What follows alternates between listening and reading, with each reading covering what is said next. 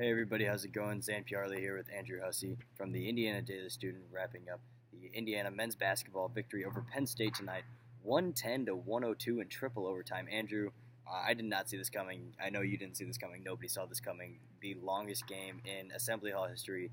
Only the second time Indiana basketball has ever gone into triple overtime. So let's break this one down. Kind of a lot of things we could take away from this. Three guys, all career highs for Indiana. Thomas Bryant finished with 31, Robert Johnson with 27, and Josh Newkirk also with 27. What's your biggest takeaway from this game? I think it's definitely Thomas Bryant because we saw him have a really good game against Northwestern. He had 21 points in that one, but it kind of felt a little hollow because IU was down most of the game, and it really didn't matter.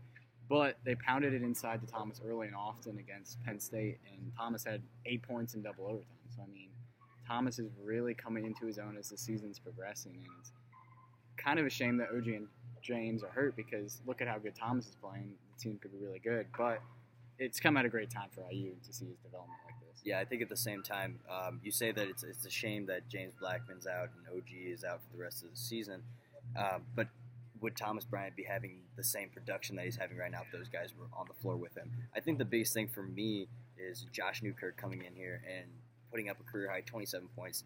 Last time these two teams played, he only had 3 points. He shot the ball one time, and then against Northwestern last game, he was 1 of 8 from the floor. So really him coming in and solidifying that third spot because IU needs another guard to support Robert Johnson. It can't just be Robert Johnson. He's not the playmaker. James Blackman Jr. is the playmaker on this team, and Robert Johnson's a nice role piece. But to have Josh Newkirk there as a supporting role for Robert Johnson tonight only made IU that much better, and they needed Josh Newkirk badly as the game went down the stretch. Defensively, IU still did not look too great. What's some of your takeaways from them on the defensive side of the ball? Yeah, definitely was a lot of the same issues we've seen a lot of times this season. A lot of poor communication. Penn State would set a ball screen up at the top of the key, and they would just not know how to set it up defensively, what they would do after the screen and kind of let the guy get open and wide open. And Penn State was kind of passing the ball really well, and whenever they hit an open man, they would hit the shots. I mean, defensively, it was just a lot of the issues that have plagued IU all season. We kind of thought they'd be a better defense unit this season, but they just have not been. Yeah, defenses and then also turnovers were, again, a problem tonight. 23 for Indiana. I know it was a triple overtime game, so some of those numbers are a little skewed, but I think they did have at least 17 by the end of regulation. So averaging 15 a game, and then they have 17 by the end of regulation. Finished with 23, and Penn State was able to get, I think, about 28 points off turnovers or so. So not what really Indiana wants to see, but whenever they were able to play fast and in the open floor, I think that's when they were at their best. Yeah, definitely we saw a lot more kind of Thomas running the paint and getting those dunks, which have kind of been missing this season. They were such a part of the team last year, but seeing that's kind of where IU is going to live or die this season. If they can get out on the break and hit those open passes. Devante is so good out on the break finding guys. Yeah, talk about Devante Green real quick. The freshman stepping in for James Blackman's spot in the starting lineup. Played 45 minutes, really big minutes for him.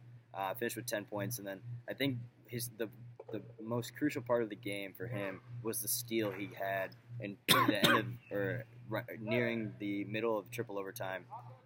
Josh Newkirk hit a 3 to put IU up 3 points, and then off the inbounds, Devante Green gets a steal and a layup to put IU up 5. And really, after that, IU had this game in hand. So I thought Devante Green provided a lot of good production for IU tonight. Yeah, he doesn't light up the stat sheet like Thomas or James do normally on a night-to-night basis, but Devante just kind of does all the little things from the guard position that IU really needs. He's probably the best passer on the team right now. He has really great handles when he gets in the lane. So, I mean, him stepping up into this role, Curtis has kind of been injured the last few games, so they really need that other guard to kind of step into the lineup. Yeah, so just running through the minute totals for tonight, Robert Johnson had played 50 minutes.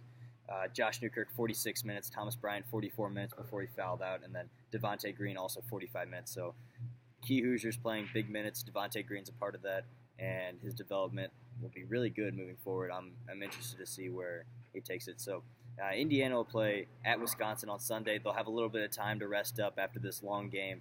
Crean jokingly said that he'd probably have his guys in the gym tomorrow morning at 6:30 a.m.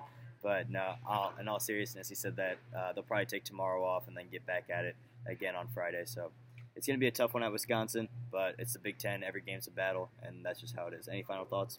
That's it from Assembly Hall after 3 hours, long 3-hour game. Yeah, we're here way too late. This game started at 6:30 and now it's 11 o'clock, so we didn't expect to be here, but we're here and we made it. Zain, Pyarali, Andrew Hussey with the Indiana Daily Student. Thanks for watching, and we'll catch you next time.